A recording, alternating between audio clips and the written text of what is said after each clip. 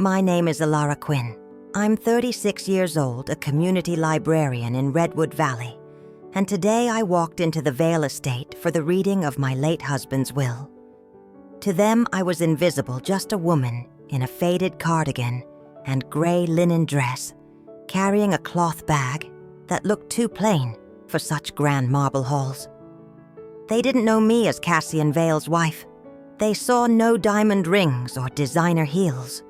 So in their eyes, I was a maid or maybe a charity case who wandered in by mistake.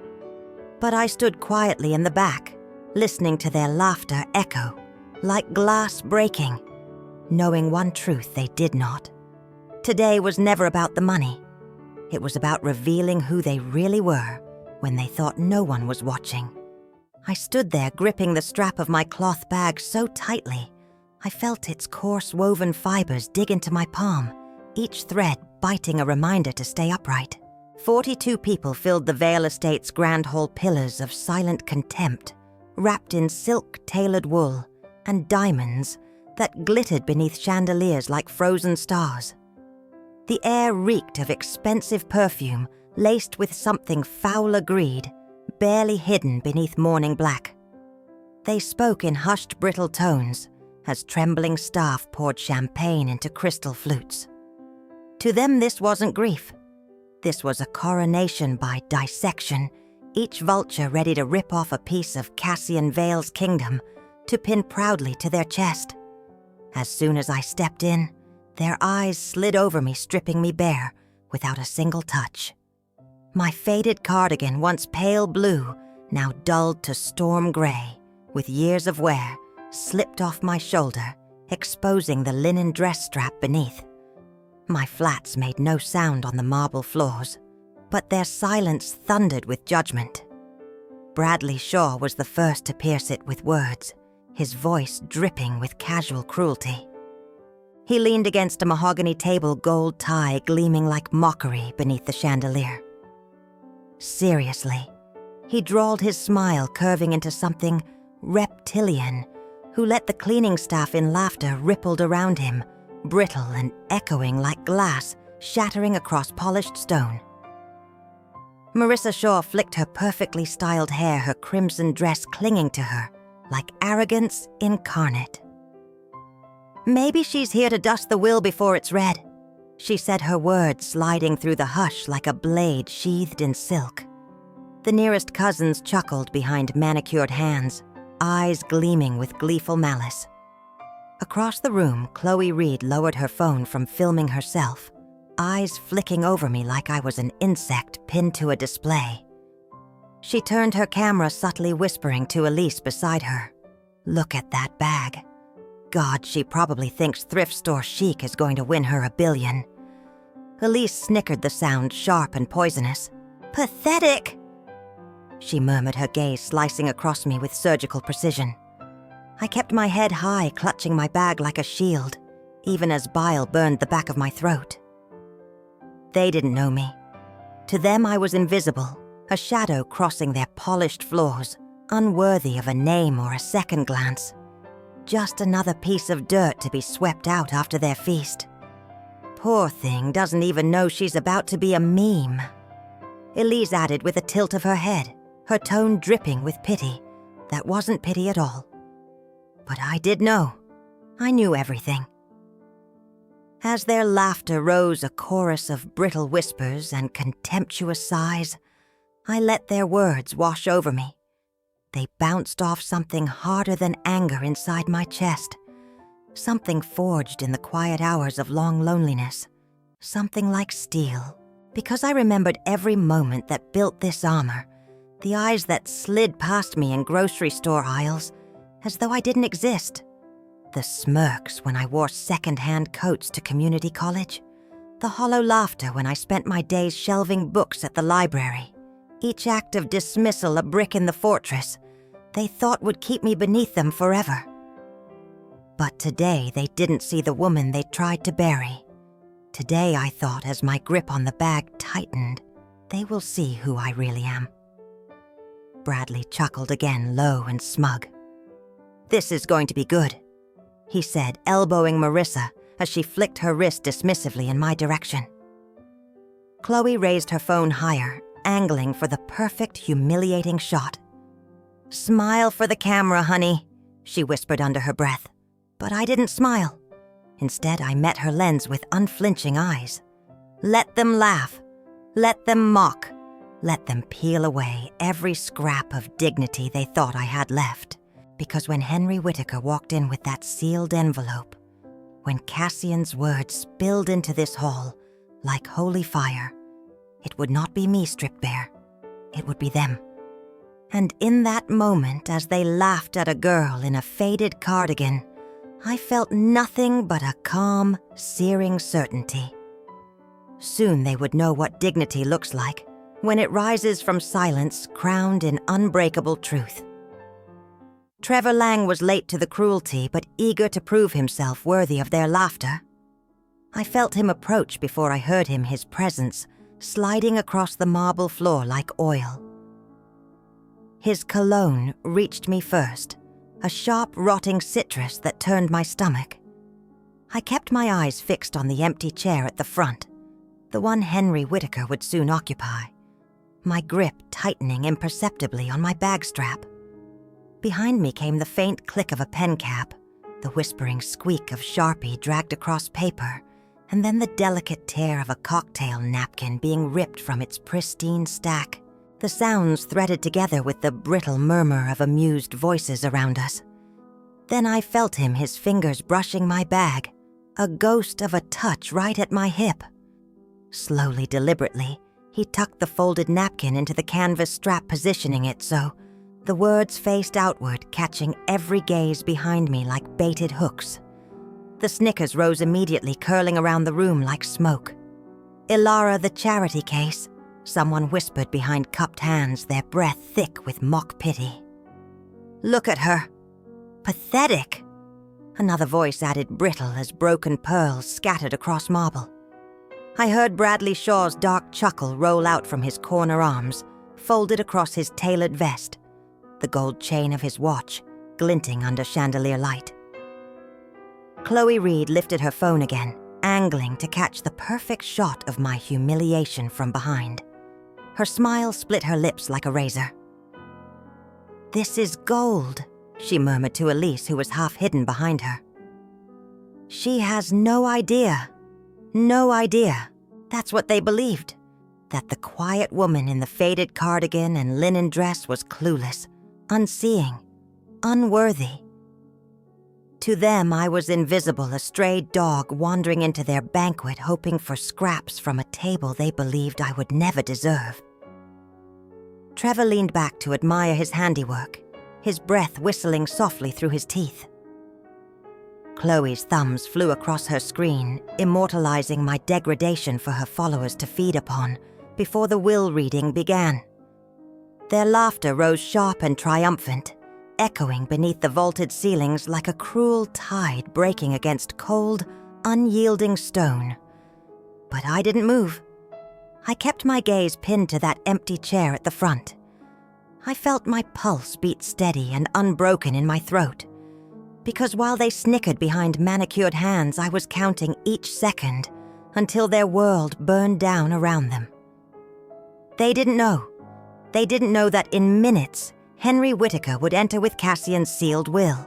They didn't know that the woman they humiliated, the one they called worthless, pathetic, invisible, was Cassian Vale's legal wife, the woman they would bow to before the sun set on this day.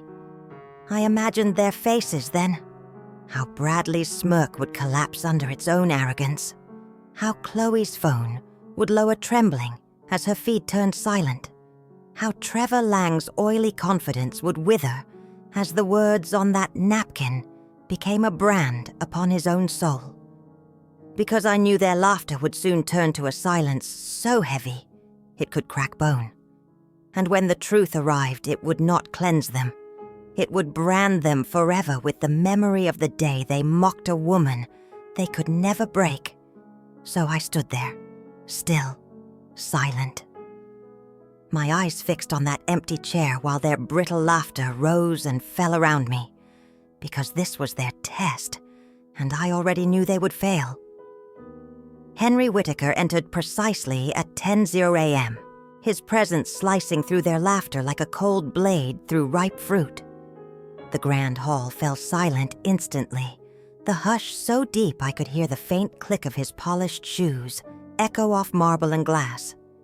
He moved with the quiet confidence of a man carrying not just documents, but fate itself. His gray suit was crisp-tailored within an inch of perfection, his silver tie pinned straight beneath a sharp collar. In one hand, he held his heavy leather briefcase, in the other, their future. He set the briefcase down on the mahogany table with a deliberate thud, its impact vibrating through the silence, like a warning bell. Adjusting his glasses with a slow, meticulous motion, he swept his gaze across the room, scanning each expectant face, each pair of greed-glazed eyes. And then for a fleeting second his gaze met mine. No smile, no nod, just the flicker of acknowledgement. But it was enough. In that single heartbeat, the world tilted quietly back into my control. I saw it ripple through them immediately. Bradley Shaw shifted in his leather loafers, the smug tilt of his mouth flickering with unease. Chloe Reed lowered her phone thumb, hovering over the screen, her influencer mask faltering. Marissa's crimson dress seemed to lose its brilliance, her shoulders stiffening as her lips parted, eyes darting between Henry and me in dawning horror. Trevor Lang let out a nervous chuckle under his breath, but the sound died like a strangled animal when Henry broke the wax seal on the envelope with a crisp, decisive tear. He cleared his throat softly, though his voice when it came was calm, unhurried, and deliberate, each syllable slicing clean through the air beneath the chandeliers and painted ceilings. I, Cassian Vale, being of sound mind, declare this my final will and testament. To my family, colleagues, and associates gathered here today, I leave nothing but this truth: wealth reveals, character not worth. The words fell into the room like molten iron into water, a hiss, then violent, stunned stillness. Bradley's smirk fractured at the edges. Chloe's fingers curled tighter around her phone, until her knuckles blanched ivory. Marissa's gaze flicked around the room, desperate to anchor herself to a reality that no longer existed. Henry continued unbothered by the silent tremors writhing through their ranks. All my assets, company shares, properties, accounts, and intellectual rights are bequeathed to one person. The only person who stood by me for no reason other than love. My wife, Ilara Quinn. Gasps erupted like startled birds taking flight wings, thrashing against the gilded cage of their entitlement. Heads twisted towards me so fast I heard the rustle of silk, the rattle of pearl bracelets sliding down trembling wrists. Bradley let out a strangled laugh, sharp and desperate, his voice cracking under its own disbelief. Wife, he scoffed, his eyes bulging with rage. Cassian wasn't married. This is a scam. It has to be. Marissa clutched her diamond necklace so tightly her fingers turned white, her painted nails digging into her own throat. Chloe's mouth fell open, her influencer smirk collapsing into something small and frightened as she fumbled to turn her phone camera off. I felt the furnace heat of their disbelief pour over me, a scalding rush of rage, shock, and denial. But beneath it all, I stood calm, silent, because I knew this moment was coming. I knew every sneer, every hissed insult, every mocking glance they cast upon me was just another nail hammered into their own coffin. Slowly, deliberately, I stepped forward, each movement silent but deafening my presence, roaring louder than any scream. The heels of their stilettos clicked in nervous shifts as I passed.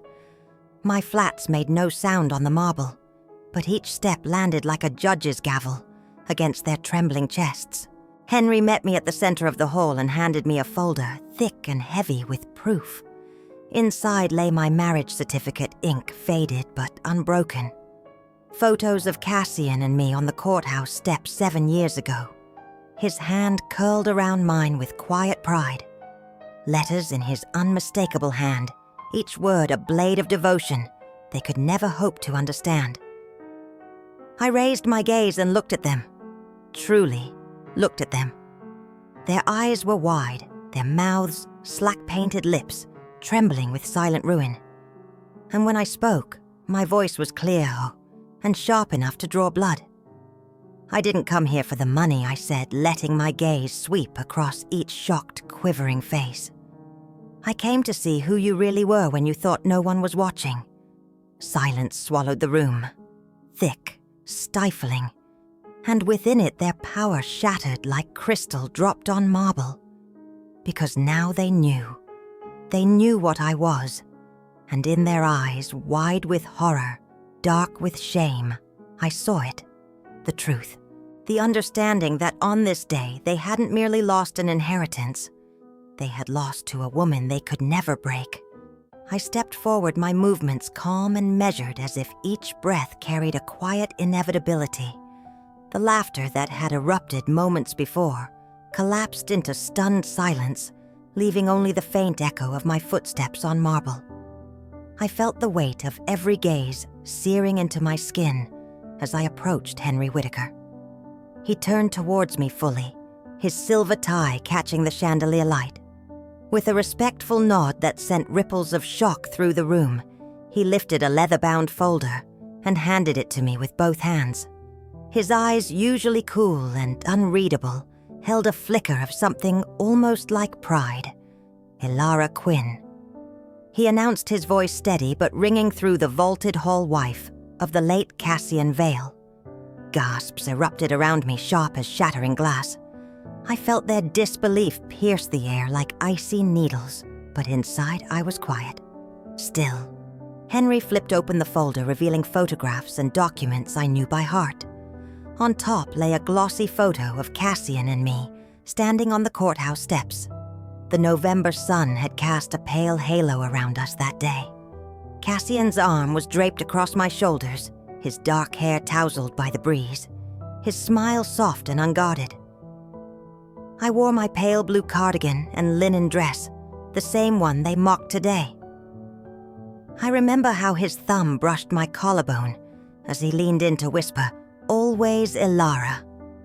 Beneath the photo lay our marriage certificate official, and crisp our signatures bold in black ink, the county seal gleaming gold against ivory paper. Henry pressed a button on the presentation console, and a large screen flickered to life across the east wall.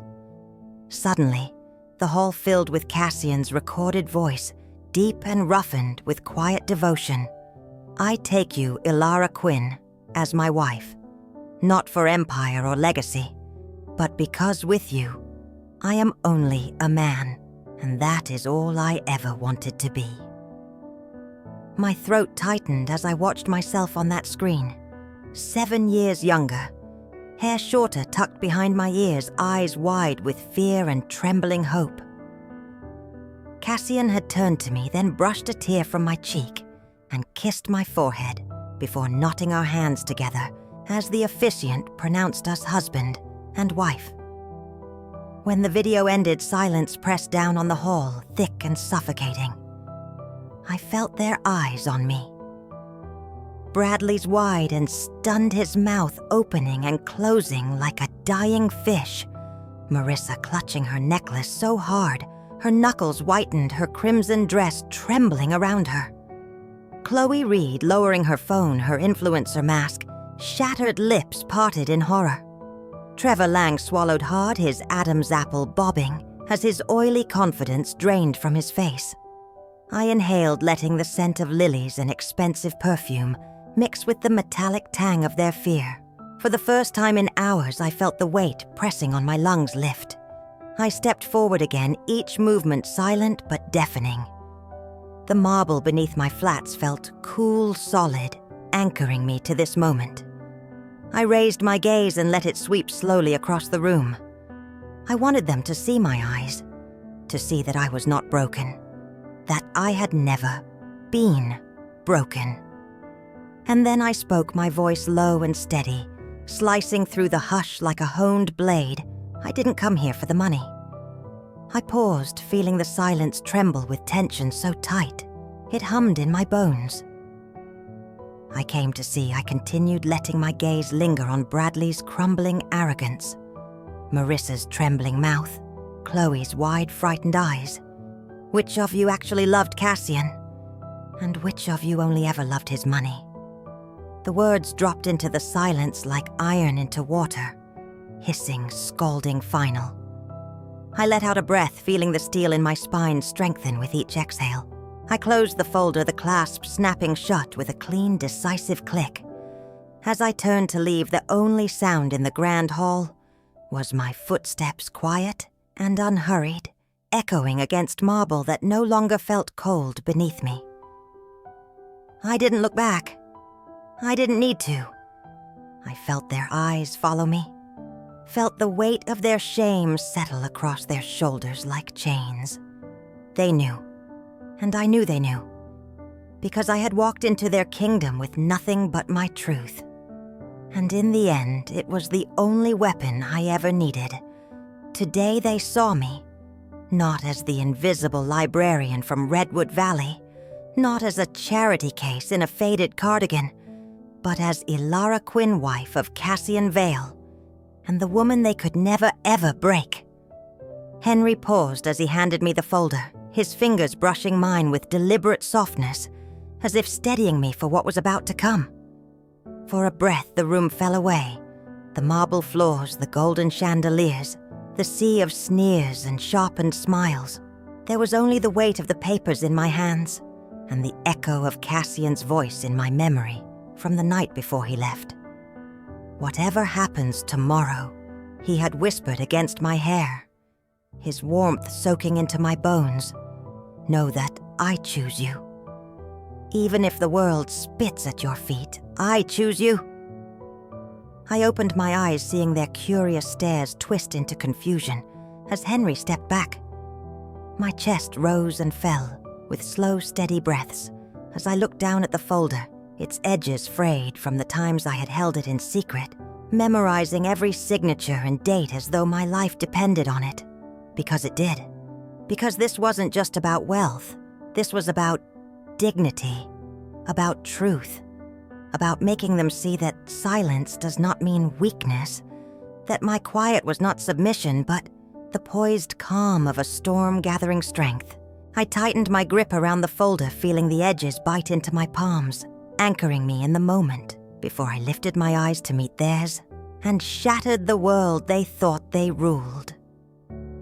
I held the remote in my hand, feeling the cool plastic bite into my palm as 42 pairs of eyes burned into me. Their disbelief still quivered in the air like a struck chord, vibrating with rage and humiliation.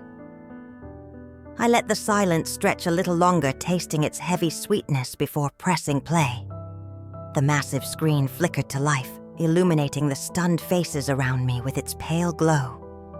For a moment, static danced across the frame, then sharpened into a familiar silhouette. My breath caught in my throat, despite knowing what was coming. There he was, Cassian Vale, alive.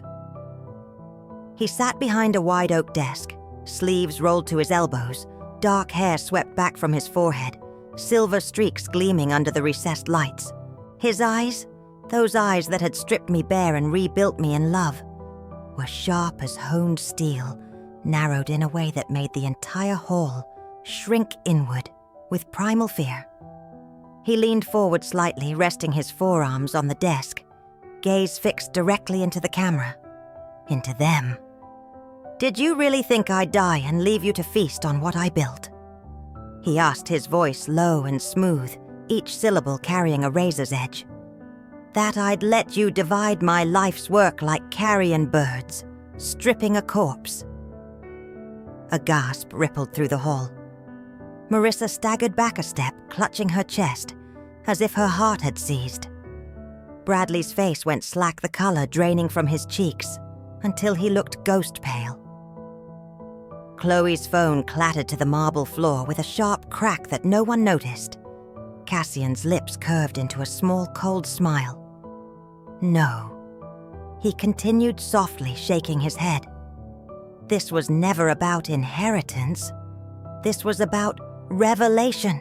I wanted to see you, all of you, for who you truly are. He paused, then eyes darkening, as he leaned even closer to the camera, his expression carved from ice and iron. And now he said, his voice dropping into a low growl, "I have." Before they could react, the grand oak doors at the end of the hall swung open with a thunderous echo. The entire room spun towards the sound as a tall, powerful figure stepped through the doorway. Cassian! My Cassian. Alive, real. Here. He wore a fitted black suit open at the collar, his hair still damp from the rain outside, silver streaks gleaming beneath the chandeliers. As he strode forward, every eye widened, every breath caught the air thick with terror and disbelief. He didn't hesitate. His gaze found me instantly across the sea of trembling faces, and for a moment the cold rage melted from his eyes, replaced by something soft and fierce all at once. When he reached me, he stopped, his presence radiating heat and strength. Slowly, deliberately, he took my hand in his, interlacing our fingers with a grip that anchored me to the marble beneath my feet. Then he turned to the silent, gaping crowd. His jaw flexed, his eyes flickering with contempt, so pure it made even Bradley flinch. Ilara designed this entire reading, he said, his voice quiet, but carrying to every corner of the vast room. She wanted to see who you really are when you think you've won. She wanted to know which of you were family and which of you were just waiting to feast on our bones. He paused, his thumb brushing over the back of my hand, as if to calm himself or me or both. And now we know. The silence that followed was absolute. No one moved. No one spoke. The only sound was the faint clink of a bracelet sliding down Marissa's trembling wrist. I looked up at him, feeling my eyes sting with unshed tears. Alive. Warm. Here, his gaze met mine with quiet ferocity, and in that look I saw everything. His pride, his love, his unbreakable promise. And as we stood together, his hand strong in mine, I knew that whatever came next, this was our victory. Because today they hadn't just lost an inheritance, they had lost their masks. And Cassian and I, we had won something far greater, the unvarnished truth, and the freedom that comes only when you no longer fear what others see. Cassian's hand tightened around mine, his thumb brushing over my knuckles in a quiet promise only I could hear. The hall felt silent, despite the ragged breathing of 40 stunned souls. He leaned down slightly, his lips close to my ear as he spoke, so only I could hear. "Thank you for staying strong," he whispered, his voice trembling with something raw and unmasked. I swallowed the sting behind my eyes, threatening to spill. I had to. For you. For us. He pulled back, and for a fleeting moment his gaze softened, blue eyes flickering with grief, relief, and pride. Then the softness vanished, replaced by a steel edge sharp enough to cut bone, as he faced the crowd once more. I felt his energy shift beside me, the calm, before a storm about to sweep everything false from this hall. And as his thumb continued to circle over my skin, grounding me in his warmth, I realized that in this battle for truth and dignity, I was no longer alone. Cassian stepped forward, releasing my hand only to raise his own in a silent command that cut through the hall like a blade. Instantly, the murmur of brittle shock dissolved into suffocating stillness. I felt the entire room hold its breath as Henry Whitaker adjusted his glasses, flipped the page with deliberate precision, and spoke. Effective immediately, Henry declared, his voice echoing through marble and glass like divine judgment. All individuals named here are removed from Mr. Vale's will company, shares, properties, and future contact. Security will escort them out. For a fraction of a heartbeat, there was nothing. No sound, no breath, only the collective pounding of terrified hearts. Then Bradley Shaw erupted. His face twisted into a grotesque mask of rage veins bulging at his temples as 2 guards appeared silently at his sides. "You can't do this," he roared, spittle flying from his lips, his voice cracking with desperation. "I'm family, damn it. I am family." Cassian didn't even flinch, his eyes gray and cold as a winter sea locked onto Bradley with a merciless calm. "Family protects," he said, each word cutting deeper than any blade. "You only consume." Bradley lunged forward, but the guard seized his arms in an iron grip. He thrashed against them, his designer shoes squealing across the polished marble like an animal being dragged to slaughter. His curses dissolved into raw, guttural screams. As he was forced towards the doors, his dignity bleeding out with every ragged breath. Marissa's name was next. She let out a strangled sob, her manicured hands flying to her throat, as though clawing for air. The crimson fabric of her dress clung to her trembling body, darkening where tears fell, making her look like she was bleeding out from her own vanity. As the guard stepped towards her, she staggered back, shaking her head in small frantic jerks. "No, please. Cassian, please." Her voice cracked a sharp, pathetic sound that sliced through the silence. He watched her with the detached gaze of a king casting final judgment. "Your cruelty was your choice, Marissa.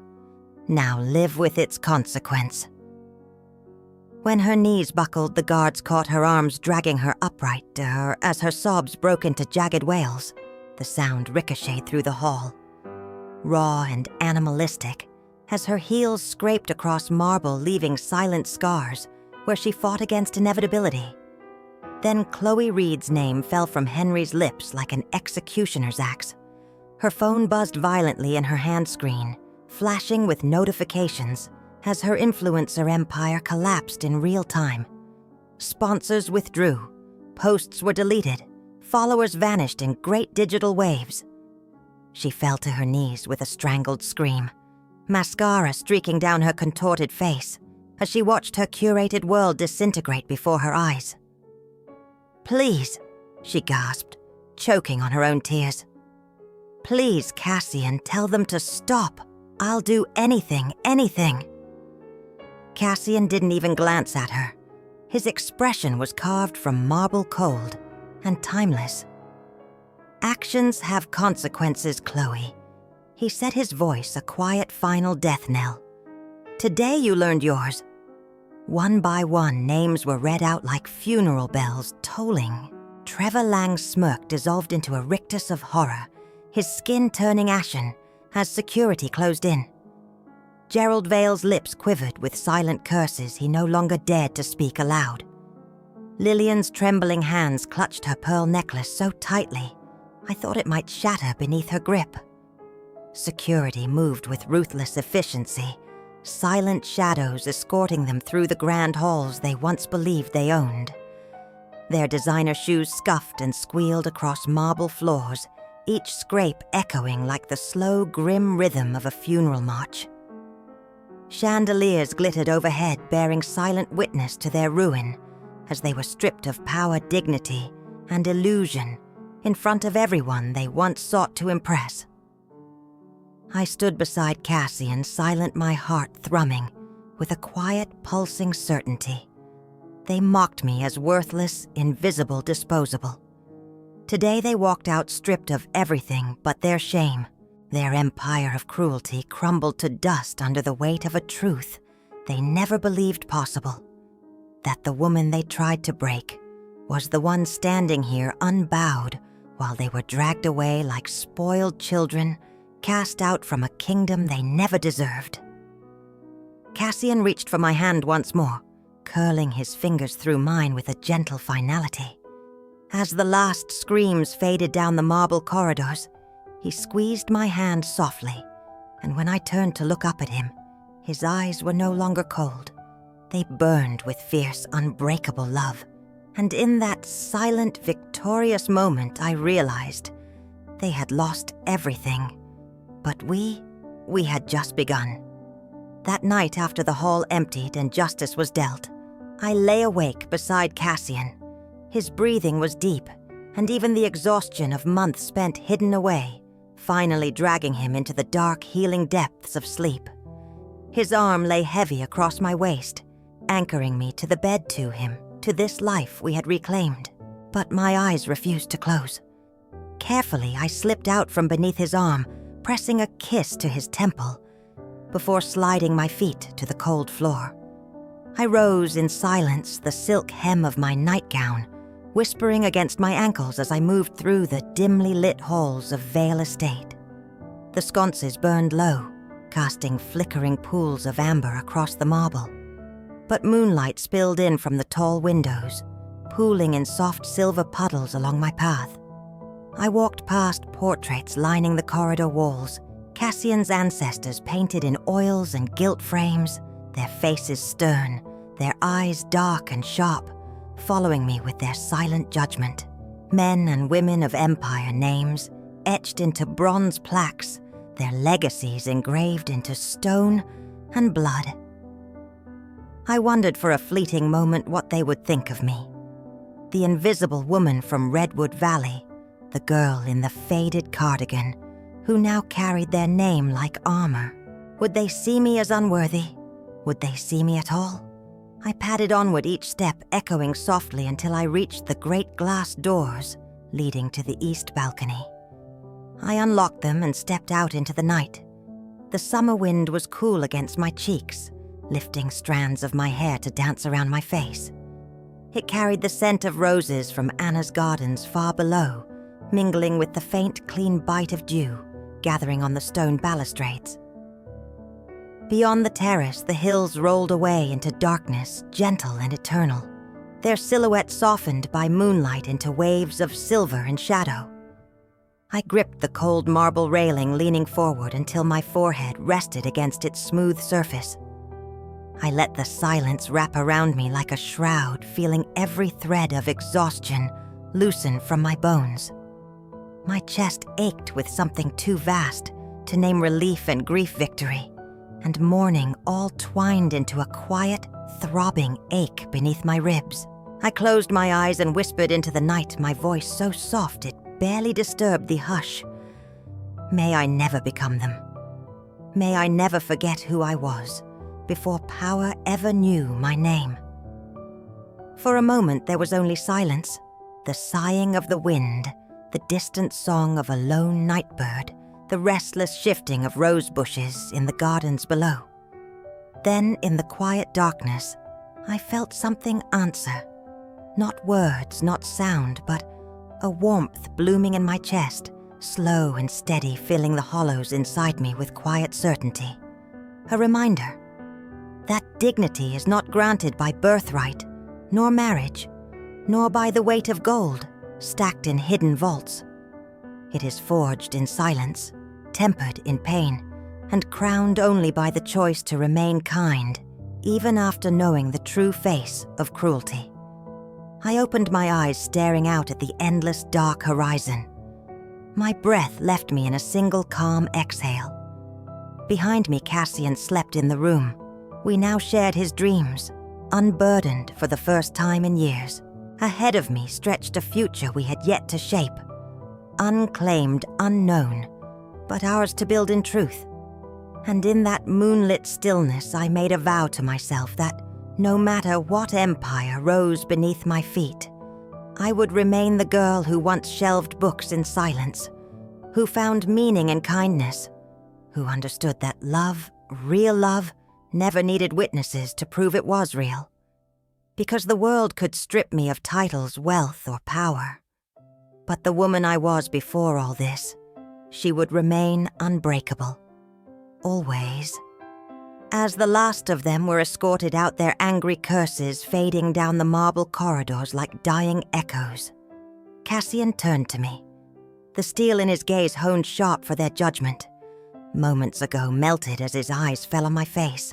For a heartbeat, the vast hall dissolved around us. The chandeliers flickered out of focus, the gilded moldings, the towering windows, all of it blurred into nothing. There was only him, only me, and the charged silence hanging between us vibrating with every truth we never needed to speak aloud. He reached out his hand, trembling slightly as he cupped my cheek. I felt the roughness of calluses along his fingertips, the warmth of life thrumming beneath his skin. His thumb brushed across my cheekbone with the gentleness of a man who had known both violence and mercy, and chosen mercy for me. "They will never touch you again," he said, his voice cracking on the final word, a roar with promise and pain, and something deeper than either. I closed my eyes and leaned into his touch, breathing in the faint scent of his cologne, cedarwood rain salt worn thin from travel, but still carrying the memory of him, the memory of us. I let it wrap around me like armor, like absolution. I know I whispered back my voice, steady, quiet, unbreakable. They never could. His lips curved then, just slightly. A small, shattered smile pulled at the corners of his mouth, and I saw it in his eyes, the pride, the grief, the weary triumph etched into lines carved by years of holding back the world with his bare hands. Then he leaned forward, pressing his forehead to mine, his breath warm against my skin. The hall felt impossibly still. Time itself seemed to pause to watch us. "We are done here," he murmured, his voice rumbling low in his chest, a vow and a release, all at once. "Yes," I breathed, feeling a fierce, calm bloom inside me. "We are." He drew back just enough to look into my eyes, his own dark, with something ancient and unyielding. Then he took my hand in his, weaving our fingers together, grounding me to the earth and lifting me beyond it in a single touch. Outside dawn was breaking across the hills, gilding the mist-draped trees in molten gold. But here in this grand hall, littered with the ghosts of fallen masks, a different dawn rose, a dawn silent and unbreakable, built not on their brittle legacies, but forged in truth, and crowned by a woman they once called Nothing. I stood taller then, feeling the marble cool beneath my feet, Cassian's hand warm in mine, and the weight of their discarded power dissolving around us like mist in morning light.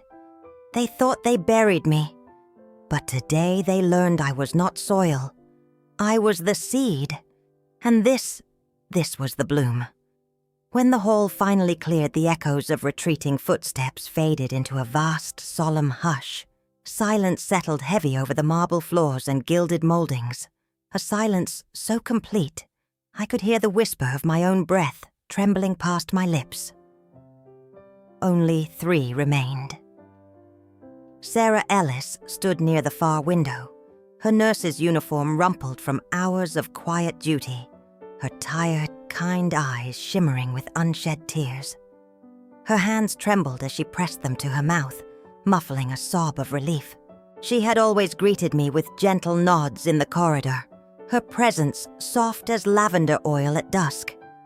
Michael Reed stood beside the table, fingers brushing the spine of a thick, leather-bound volume Henry had left behind.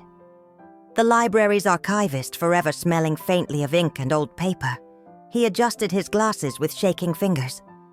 His thin frame seemed lighter now, as though he had been holding his breath for years, and only in this moment dared to exhale. And Anna. Dear Anna, with her sun-browned arms and earth-stained apron, her grey hair pulled back in a simple knot. She stood near the marble columns, her boots leaving faint smudges of soil against the pristine floor. I could smell rosemary on her skin, even from here. She didn't cry. She only smiled small and wise before wiping her hands on her apron and bowing her head low. Cassian turned to them, his posture loosening the razor-edged tension that had held his shoulders rigid, dissolving into something softer. His eyes, so sharp with judgment moments before now, shone with warmth. Gratitude flickered across his gaze like sunlight, breaking through the remnants of storm clouds. "Thank you," he said, his voice low and clear, carrying through the vast, silent hall. "Thank you for seeing her. for seeing me." Sarah let out a quiet sob, nodding fiercely, as tears finally spilled down her lined cheeks. Michael's lips parted in a silent prayer of relief, his shoulders slumping as if releasing the weight of everything he had held for so long. Anna only tilted her head with a soft, knowing smile, eyes bright as dawn as she murmured, "Always Mr. Vale, always." Cassian turned back to me, then reaching out and curling his fingers around mine with a gentle strength that made my chest ache.